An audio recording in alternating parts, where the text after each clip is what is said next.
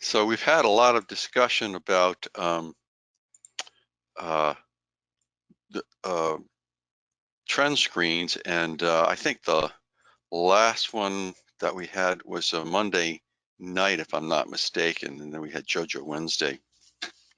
That last night Monday night seemed to hit a lot of nerves, um, but and that was interesting for me because I talked most people through this process when they first get equipment or software, but some people came through BrainMaster. A lot of people saw a software and said, "Oh my God, that looks so much simpler," and they fell in love with it and then signed up with us for the software. So we have a fair amount of people out there with BrainMaster amps using NewMind software, um, just because they like the simplicity of it, and it allows them to do things more quickly, and that's our goal. And as I've said in the past, our goal at NewMind is not to give you the bleeding edge with all of the highest complexity levels, and you need degrees in statistics and mathematics and neurophysics in order to do that. We leave that stuff to NeuroGuide and somewhat to BrainMaster. Our goal is to get the best, most reliable, um, and consistently supported methods for neurofeedback out there and make them as easy, accessible, and as possible for you, the end user, and that's supported in the research. And most of you, I hope, have seen Coben et al.'s with Corey Hammond and Martin Arndt's articles on Z-score and S. Loretta Z-score, going like, guys, this is all really cool stuff, but we don't have any research really to support it as being worth the money, time, and effort to do, unless you're just having fun with it, which is great. Or if you want to be that group on the cutting edge, that's great too, but don't go selling it as if it is somewhat superior, because there's no evidence. And that article, of course, ruffled a lot of feathers at ISNR just before the one before COVID. There were a lot of upset people with that one because a lot of people were walking around with stars in their eyes for S. Loretta Z-score. But there's a lot of reasons why beyond that article, and we've talked about them constantly. And all that stuff is great, but you don't have to have it by any means. And one of the things that we learned over the decades as Z-score emerged, and I don't think we would have learned it if BrainMaster had started developing Z-score. So I have to say, as a cutting edge thing, they really provided resources that allowed us to look into this stuff in ways that other people with less imagination wouldn't have allowed us to. And one of the things we learned was that when you're looking at a trend screen, the best way to understand the efficacy of your protocol, whatever it is you're training, whether it's coherence, phase, symmetry, whether it's SMR, delta, theta, alpha, up, down, around, everything, the most reliable way to tell how effective it's actually being is to look at the basic component bands of delta, theta, alpha, and beta. They clearly reflect the normalization, the movement of the entire brain towards the norms. Well, how could that be if magnitude or amplitude is only one dimension? Well, that is precisely because although mathematically coherence, phase, symmetry, and amplitude are all separate dimensions, in terms of the actual processing in the brain, they are all a derivative of one function. And that's what's going on basically in the harmonic content of the brain as it processes information. So if coherence changes, amplitude changes. If phase changes, amplitude changes. It can't not. It's just the neurophysics. And if you want to know the details, I would recommend the book Electric Fields of the Brain, which is the kind of the neurophysics definitive book on the topic by Nunez and his companion. And that book explains all in detail about how the dipole layers work and why all this stuff works together. This is a topic for another day. But the fact is that everything's reflected in magnitude. Now, part of the problem is sometimes there's a lag. You get a change in coherence first, and then a small change in amplitude, and then slightly larger ones. Phase tends to be a little more robust in its impact because that talks to us about how all of the 60 million neurons you're recording at your sensor, how they're all working together or not working together. But overall, you're seeing in the long haul, despite the lag in activity, you're seeing the magnitude move to a normative range. And so you don't always have to see instantaneously what's happening in coherence, phase, and symmetry. It's exciting, it's interesting. If you're into lab work, it's very interesting. But if you're a clinician, what you're interested in is this brain overall moving in a more normative direction. And of course, on the pre-post maps, that's what we focus on. Percentage of change, how much is normal, how much is reorganizing. We're looking for normative movement. Of course, we're looking for reorganization too. We have to have both, but the long haul is how much more normative behavior do we have in the brain?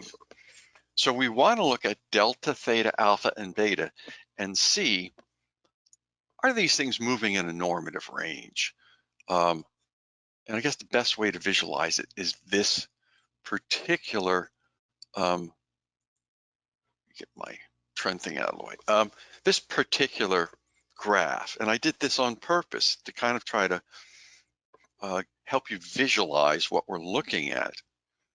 We want delta, theta, alpha, and beta over time to move into a normative pattern. And we know, because of what Brainmaster had done, that that's the case, because Brainmaster, at that point in time, you could look at the z-score normalization, and you could look at the trends on the trend screen, and you could compare the two. Now, whether that was done on purpose, I don't know. Tom at the time didn't seem to care much about the amplitude trend screens and didn't look at them that much. He wasn't that interested at that point. He was more interested in the z-scores.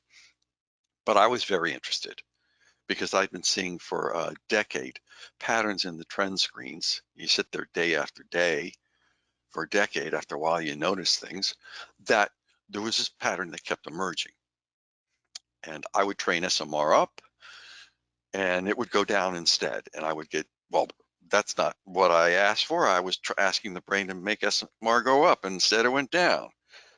Well, who authorized that? Well, that 3 million-year-old biocomputer did. I could train SMR down and it would go up. I could train it and it wouldn't do anything. But then I started looking at delta, theta, and alpha and beta. And when I'm training SMR, I noticed they were all changing. They were changing their relationship when I trained SMR. And a light went off in my head and said, oh, when I train this one frequency, all the neurometric parameters, delta, all of them change, and all of the parameters and amplitude change. And when they change, you can see the z-scores normalizing in the z-score trend graphs. And I immediately favored the component band trends right away because I could see clearly changes in state.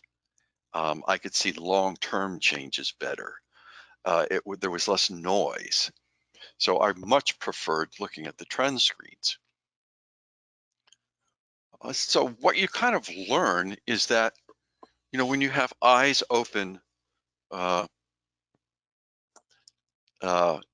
delta, it's up around 10, never goes much above 12 until it gets into abnormal range, and your theta is around 8 or 9, and your alpha is around 7 or 8, and your beta is around 5. And I'm talking around CZ, and that area of the brain at the top where there's not a lot of artifact to give you misinformation.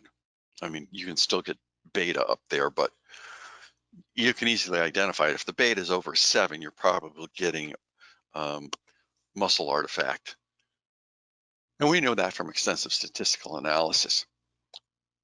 So um, I'm looking at a trend screen and I'm training alpha up or I'm training alpha down.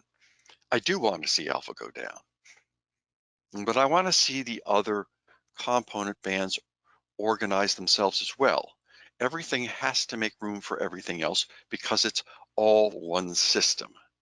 I mean, according to David uh, Bohm, the whole universe is one system. One, I mean, Martin talks about you can't change one muscle without changing all the other muscles.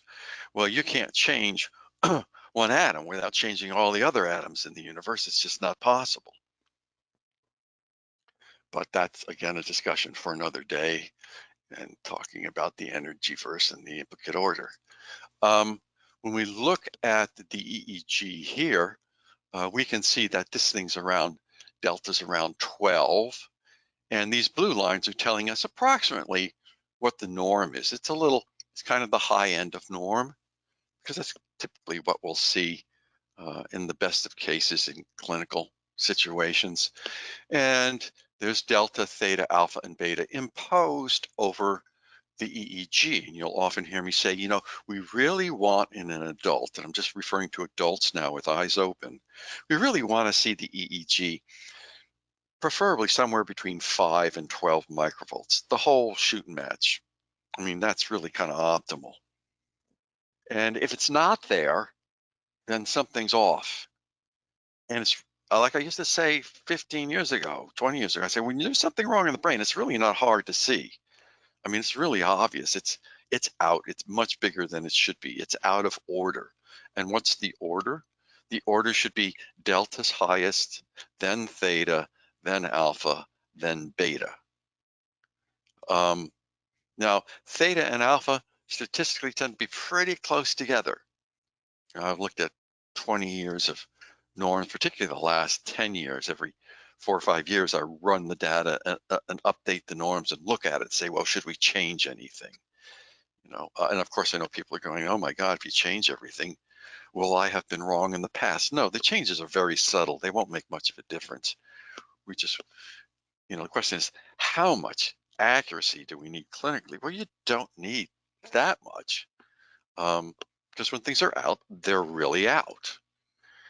There has to be quite a bit of things being out before people's behavior really gets off. And that's pretty obvious at this point. So delta should be up around 10 or 12, and then you don't want your beta below 4.5 if you can get it there. Sometimes it's 4. Sometimes they all compress down lower, and that's low power. You'll see somebody with their delta around 8, and that's low end of normal, and then everything will go down to like 3.5 or 4. I mean, that's the low end of normal when you're up in the mid range, and it's almost verboten to talk about this because all the other database users, developers hate that because I'm giving away the trade secrets. But I believe that we all have to have a general idea of what we're looking for in the trend screens, and so I'm happy to discuss that. So we want these things to be in this range. And the other thing that we notice is that the research shows that alpha is generally higher on the right than the left, but that's not sacred. They can be close to the same, left and right close to the same, and things are still looking pretty good. We just don't want a lot of alpha on the left, more alpha on the left. And the same thing with beta asymmetry and theta. Now, why is this an issue? Well, we're looking at fast to slow wave ratio. When you look at activation, that's what you're looking at. You're looking at how much of the beta frequencies are there, the high end frequencies compared to the low end frequencies, delta and theta in particular, and alpha to some degree.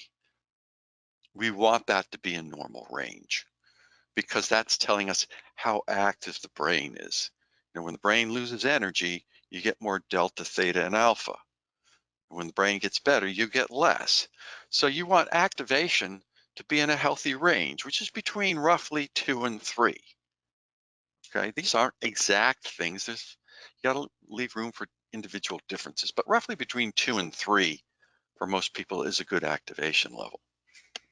And I'll be publishing a paper on that on NMind Journal over the next few months. A lot of the stuff I've said, but I haven't published it all. But I have it all, but it takes time to write it all up. I have all the data and the numbers, and I've got a lot of the papers written up, but it takes forever to do the citations and all that stuff. That's what really slows everything down, and getting all the form perfect. But this thing of the activation between 2 and 3 is reflective of the co-registration studies, and that's what's kind of normal level of glucose and oxygen consumption in the brain. That's what the brain waves look like when you're having healthy consumption. And a healthy consumption of glycogen reflects pretty healthy neurotransmitter activities. I mean, if you've been distressed for a long period of time, first, your glucocorticoid levels go up and your adrenals are pumping stuff out, and hypothalamic pituitary axis is really excited, and you're craving sugars and fats because your glucocorticoid levels are going up to release all that sugar into your bloodstream to deal with the fight or flight. But then at the time, you start to get worn out. Your body can't sustain that, and that was Hans Selye saying, hey, you get fatigued after a while. And you have a lot of bracing. A lot of people brace, they have a lot of muscle tension. So you see the beta going up. In most maps, when you see high beta, that's muscle tension. It's not real beta. The real beta elevations are much more subtle. They tend to show up better in a laboratory than they do on any of the clinical systems because there's so much interference from the high beta. But you do see when a body goes from using too much glucocorticoids to having a deficit of them. So when the body gets exhausted, blood sugar levels drop to a lower level, and the body's tired, glucocorticoid levels are lower, and that tiredness shows up. You start seeing the brain idling, right? You get more alpha. This brain's just, it's tired and it's just going over and over the same thing, and start seeing a lot of alpha. And then you're starting to see beta disappear because your blood sugar levels are lower, your neurotransmitter levels are lower, your high frequency is not being produced. Now, when that happens, this activation number goes down below 2. We have an exhausted brain. If it gets really exhausted, then something interesting happens. The reverse happens. Suddenly, this will blast up to above 3 because you have too much delta and theta. And you'll start seeing that go up above 3. So it's not linear. And it's the same thing with glucocorticoid levels. At first, they're really high, and then they're really low, and they're chronically low. And at first, you have a lot of muscle tension and a lot of activity with worry, and then it starts to lose energy, and the beta gets lower, and the alpha gets higher. And if the alpha gets too high, that's telling us that serotonin's getting lower. And not only are dopamine and serotonin low, but we're starting to get too much inflammation. And so we're going to see delta and theta get higher. You see that theta get higher because the alpha is so slow that it starts to look like theta. And at that point, you're even starting to lose perfusion, blood perfusion, because the brain's less active, and then you start to get real theta. So that's what happens when activation is above 3. So when you be 2 and 3, everything should be between kind of 4 and 12 in terms of amplitude. Now, because there's variation in what's high, if delta goes really high or really low, it'll skew this activation number a bit. So you have to keep your eyeball here. Is delta highest, then theta, then alpha, then beta? When you have that pattern, activation is going to be pretty darn accurate most of the time. But if the alpha's through the roof, which happens with a lot of these people with chronic high anxiety, um, who are always on the computer and the cell phone, you're going to see that alpha up at 18, 17 or higher. That'll distort the activation a little. So it'll make it look like they're healthier than they are sometimes. You got to watch that. Um, so once we have that delta and theta and alpha and beta distributed between 5 and 12 nicely, you're also going to see the left and the right side of the brain looking either around the same value or a normative asymmetry with slower waves more on the right and faster waves more on the left. Get that ratio's higher. Um, and so that's what we're talking about when we talk about convergence. Are the two black lines coming together? Are the two green lines coming together? Are the two blue lines coming together? Are the two red lines coming together? Because most people with any distress or disorder have got anxiety. That's how humans respond to fear. It's called anxiety, worry, rumination, and somaticization, although the animals tend to somaticize things more, mammals. Us humans, we tend to ruminate, worry, panic, things like that. So we want the two deltas, the two thetas, the two alphas, the two betas to come together. At least we want to see beta and alpha asymmetry numbers at 1. Okay, that's another feature that's telling us that all 5 neurometric dimensions are normalizing. That's another proxy way of telling that those features are normalizing. And they'll be varying during sessions and from session to session, but you'll see the grand total of their organization in the distribution of the amplitude. It can't not be its pure neurophysics. It's just, you do the math. It's, it's like quantum mechanics. You do the math. That's just how it is, regardless of whether you like it or not. You don't like that photons can communicate to each other across the universe because of a spooky action at a distance. It's too bad. That's what the math tells us. We have to explain it. So it's too bad if you don't like it, but that's how it is. When the two deltas, the two thetas, the two alphas, and the two betas come together and they layer properly between 12 and 5, that's a normal brain, or that's a more normal brain. It's just the physics, the math of it. And it reflects normalization in all 5 neurometric dimensions, which you cannot see here. So a lot of times people get upset when they're looking at the trend screen. They're saying like, I'm not seeing enough movement. I'm not seeing enough change. Now, at that point, maybe Z-score could be comforting because changes are happening there. The problem is that they're so mysterious and so poorly understood that you're still not sure where the change is all going. So sometimes it's better to be on the edge of the fight rather than in the fray to see how the fight's turning out. Sometimes you can see if you're the general above the battlefield better what's going on the battlefield than if you're in the middle of it. So looking at the amplitude and its distribution is kind of being that general up on the hill. You can, over time, just watch the general trend of things and how they're changing.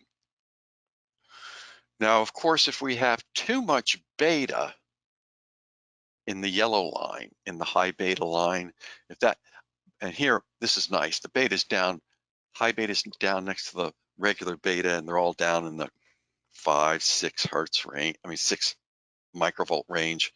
That's good, that's healthy. It means the person's not bracing for disaster, which is complex trauma. When you see that beta down low, you know that these people are less traumatized than others because they're not bracing for the next blow.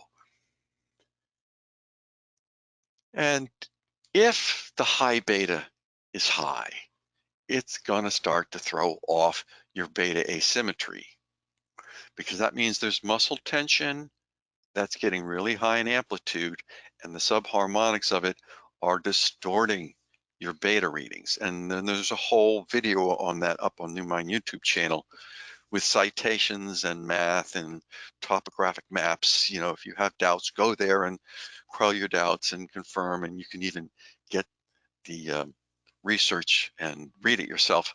I'm posting it slowly on NMind Journal. I'm working with another developer to get that stuff up there in the NewMind library. And you can see and read the facts and not just, well, I think I'm seeing this clinically, or I have a feeling this is right, or somebody told me at a workshop this is good. No, we're going to take the research, we're going to take the data, we're going to run it, we're going to look at it, we're going to share it with you, we're going to get feedback, and we're going to do this for a decade. And then we're going to say, okay, we think we know what's going on here, which is what's kind of happened. So now we can see this person has kind of high delta. It's around 14. It's higher than this delta blue line. Not right away. You notice it goes up. You know, they're focusing, but they're not focusing that well. Why not? Well, they could be distracted internally. I had a fearful idea. They're watching the video. It triggered something. They could be getting drowsy because they're bored and they need more excitement in their life, need to go out and generate some more excitement to sustain their complex trauma because they're used to living that way. And then we can see that the theta is increasing. That's kind of a good thing because it was a little bit low. We wanted a little bit higher. And you can see it's getting, that green line's getting a little higher. Well, maybe the delta has to go up to make room for the theta to go up. See, the brain has to reorganize. You can't expect everything to stay the same. You can't keep your furniture in the living room all in the same place, bring in new furniture and reorganize it to see how it looks, because you know, you stack one sofa on top of another sofa, it's kind of aesthetically hard to tell, does that look good over there, you know? Clashing colors and they're stacked up and one's old and ratty, one's new. So you move the old stuff out in the corner and you move the new stuff in, and then you look, say, oh yeah, that looks better, let's leave it here. The brain has to kind of move things around, say, well, does this seem right? Is this working right? The brain has its own 3 million-year-old sense of balance and integration. And it prefers that balance because it's optimal. Everything works better, feels better, goes better. The amygdala says, I feel safe when the brain's working good. So the delta may have to go up for the theta to get here, you know, and the alpha may have to go down a little bit. And you notice everything kind of compresses down. That's a pattern we see again and again and again. The brain, when we're training theta down or alpha down, everything goes down. That's how the brain reorganizes. Now you can ask why. We could spend the next 20 years trying to figure that out. But the fact is, after tens of thousands of sessions, the data is pretty clear. Everything tends to go down. And you can see that statistically. But that doesn't stay there. Around mid-session, when people are training well, things tend to start to reorganize that concept again into a normal distribution. So you see that delta now is lower than when we started, and the theta is too. Now, it's not as close as it was mid-session, and we hope in future sessions it comes closer. Alpha started to come up, didn't quite get where we wanted. Got a little higher here, so it's struggling to get up. We'd like to see it higher. When alpha's too close to beta, that means people are overworking their brain. It's too busy. We don't need to be that busy cortically in that manner. So we want to see that alpha move up, but there's a range. You know, alpha can go quite low, you know, 7 microvolts with eyes open, and still be, you know, a pretty healthy person. That's really working well. We say that a lot in graduate students. Um, so there's a range, you know, and you'll see people who have low power. This is all compressed down. You've seen it where everything's below 8 and 3 to 8. It's all compressed low, and you're like, wow, that's really kind of low and squished together. So that's the pattern we're looking for. We start out messy, things compress down, they rearrange. This is a transition state, and then they normalize. And that's a pattern you see in nature all the time. It's very common. You read books on chaos theory and nonlinear dynamics. There's endless chapters in mathematical equations that discuss how prevalent this is in nature and biology. So why wouldn't we expect it to be that way in the brain and its processes? So taking what we learn from that and applying it is why this is so valuable. And that's what's important. Now, if we see the EMG going above 5, that's not a good sign. That means people are still too tense. We want it to get below 5. 3 is kind of optimal. And I learned that doing biofeedback, decades ago when I did a lot of it clinically. So this is kind of the pattern we're looking for. And if you forget what's supposed to be high and what's supposed to be low, under the standard filters, they're arranged in the order of the layering with delta and theta, alpha, and beta. So you can't really forget, it's right there in front of your face. And the numbers should be higher at the top, and they should get progressively lower as you go down, looking at the standard filters. So that's why we look at the standard filters. That's how we know the brain map's normalizing. And we only choose a few frequencies to train because you'll see all the others follow. You don't have to do like they do in Z-score and try to, control everything and get everything to move at the same time in the right direction. And Tom figured that out pretty early too. He said, well, he created the software so it's much more flexible. And there's room there for the brain to move around. I'm just more extreme. I think we need to give the brain its full reign of wisdom and just selectively choose key outliers, alpha's too high or delta's too high or theta's too high, and let the brain decide what it's going to do with the rest, because the patterns I've seen is the brain always decides for the better. It eventually moves everything, all the Z-scores in the normal direction. You don't need all that extra interference and complexity. And that's why you can do alpha theta training on people and see massive changes in their pre-post brain map in everything, coherence, phase, symmetry. Try it sometime.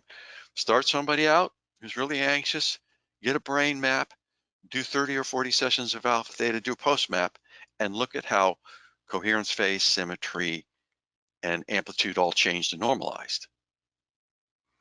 And that's because the whole brain is one system and moves towards a normal balanced dynamic when it's possible.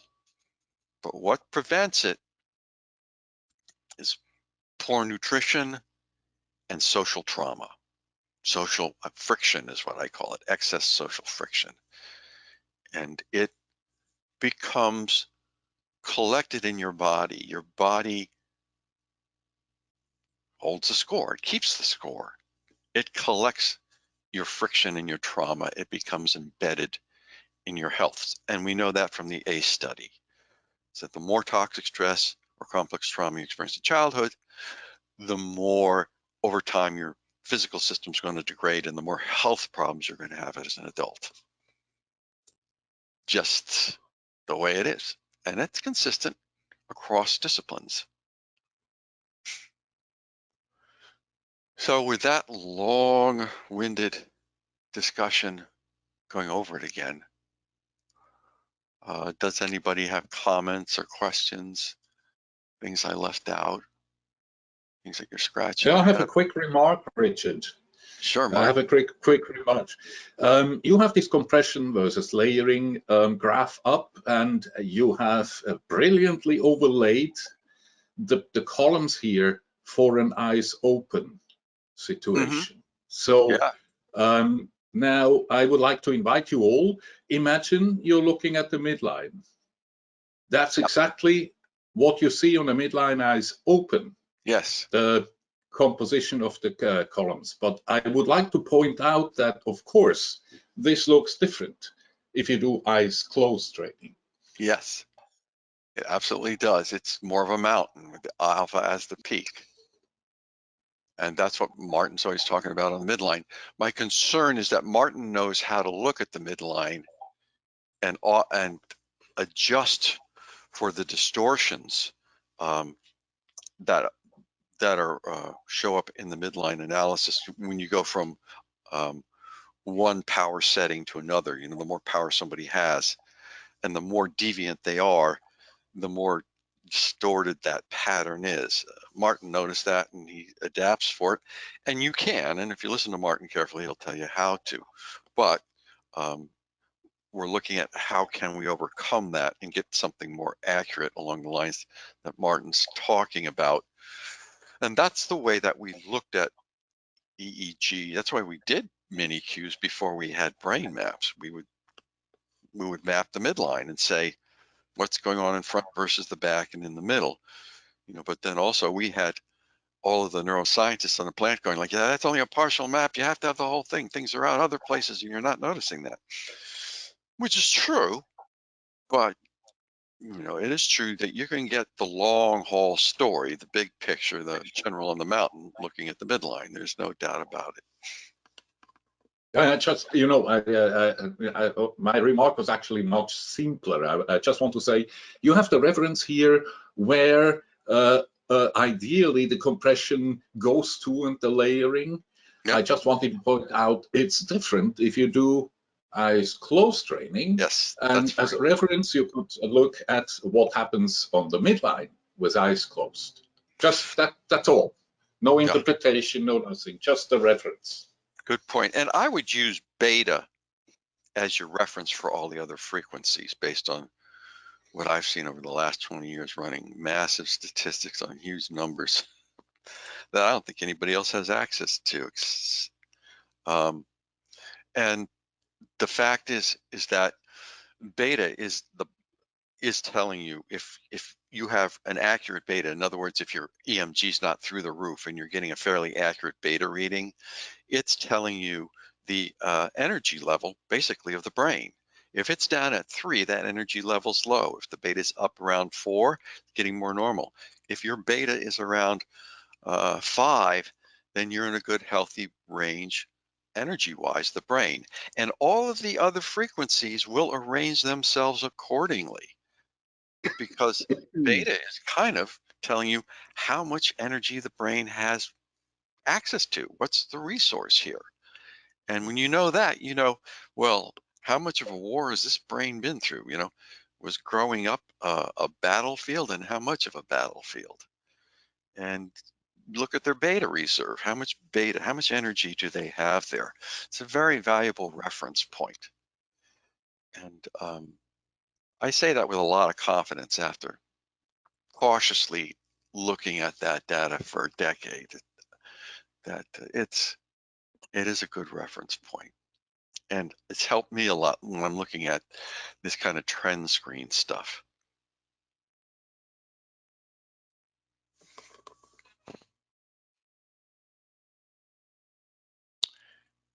Any other questions on this? I know when I talk to people individually, they often have lots of questions about this.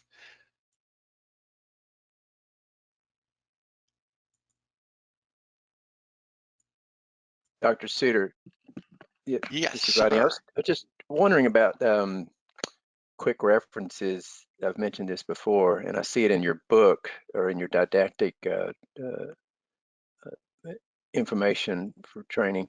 The theta, beta, and beta, theta, and different ratios. If there's a way to use, speaking of beta, if there's a way to use ratios on things like in the front for ADHD or somewhere for depression, generally speaking, or anxiety, those kind of things, if there's some ratios. The real ratio is the activation ratio.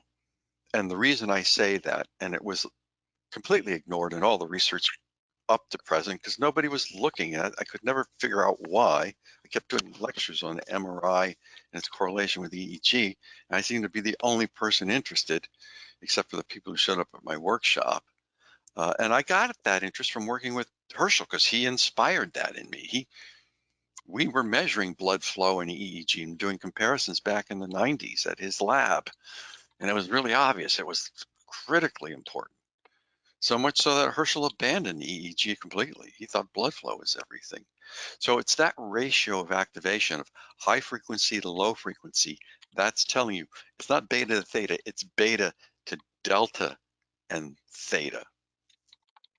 And that theta includes slow alpha.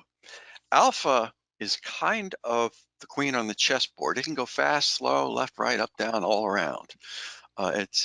And you're always looking for alpha to be in a relatively normal range, and eyes closed, 12, 14 microvolts, eyes open, down around 7, 8 microvolts. And you're looking for it to be around between 9.5 and 10.5 hertz. So we could even, in a sense, you say, okay, well, the midline is a shorthand for the map. Well, alpha dominant frequency is a shorthand for the midline. The more alpha dominant frequency is normal and the amplitude is normal, the more the midline will be normal and the more the map will be normal. And the more that you go into each domain, the more of the details you get, the more you drill down. But I've even got Jay Gunkelman on my side after 20 years on that one. And he's saying, yeah, it's like the clock frequency of the brain. I was thinking that and writing about it with Adam Crane back in 1999, but everybody thought, oh, well, that's that hippie alpha stuff. Like, no, that's the physics. So those hippie alpha people weren't completely off. They just misinterpreted. They thought, oh, any high alpha is good. And they're like, no, it's got to be the right frequency. It's got to be in the right state, and it's got to be associated with the right coherence, phase, and symmetry. Otherwise, it's not the right alpha. And they left that part out because they weren't looking at it. And that's why we need a brain map. We need to know what the coherence, phase, and symmetry are doing if we want to know the details, the whole story. And you'll look at a trend screen and it might not change that much. And that drove people nuts early in the Brain Master Trend days back in the 90s. We would look at train theta down and look at the theta to beta ratio, and it wouldn't change that much. And people would get better, and we're going like, well, it's supposed to change, and it didn't, and it became an embarrassment. And I wouldn't even talk about it after a while. I said, this thing's, and other than say, I don't think it shows the right stuff at all. But I could see changes in the brain map, but not in the trend screen when I analyzed the grand averages. Well, after a while, it became obvious the reason I couldn't see that is because all the changes were taking place in symmetry and coherence and sometimes phase and dominant frequency. And I was just looking at theta to beta ratios, and I was only getting, a small piece of the story. So I think you have to be careful looking at those ratios. They're valuable and they're predictive, but they may not change as much as you expect until until the coherence, phase, and symmetry change and the dominant frequency change too. Those things all have to change. And so ultimately, when you look at a brain map, you can get cross-eyed looking at the pre-post maps going like, oh, well, what am I looking at?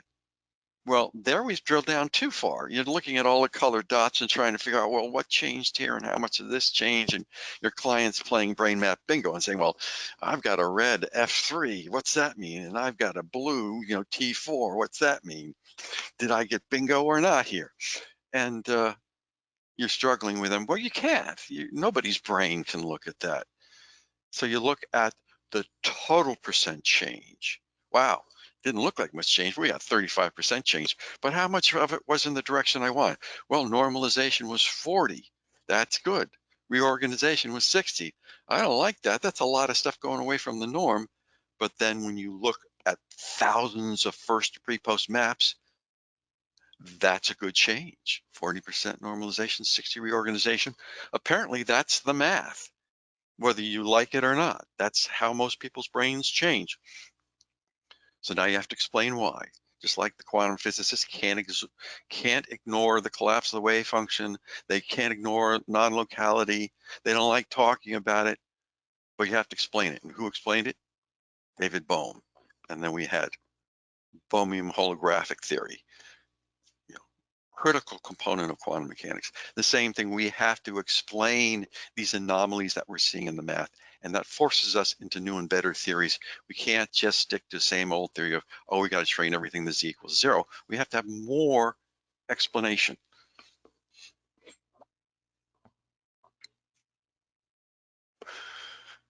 So that was my exotic explanation, since people seem to like those exotic explanations of the trend screen and what's going on. Now, when I talk to people when they first sign up, I don't get into all of this a lot of times because I just want them to get the basic idea on what to look for on the trend screen. And I talk about this in all the different lectures and parts, but apparently I never quite talk about it enough all at once. So these recent lectures or discussions, really lectures, have been on this general topic. And I am deeply privileged to have all this data to run statistics on and be able to, you know, land on the moon first and see this, you know, and share it with you. But by the way, you all come to Lunch and Learn, you're among the first to know all this stuff. And when you go out and talk to people out at ISNR and other places, sometimes they're not going to know what you're talking about. Sometimes they're not going to believe you. And sometimes they're going to say, where are you getting that from? And hopefully you can point them to the research, the literature, the math, send them the Mind Journal, whatever. Tell them to read my book. It's all there. Ask Rob. He's done it all live. And Martin too. Martin's speaking a different language, but from the same perspective as Rob and I, more or less. Not always, Richard, not always. Not the same Not language, always. not the same perspective. Well, Because I there hope. is another. Yes. There is another explanation apart from string theories and stuff. It's Yeah. functional biology, which says, look, your non-conscious mind isn't automatic; it's autonomous. A huge difference. The opposite, actually. Right. Well, So, that's a rabbit hole. Yes, that's a rabbit hole.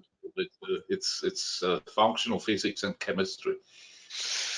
All But right. it's not discussed out there. So yeah.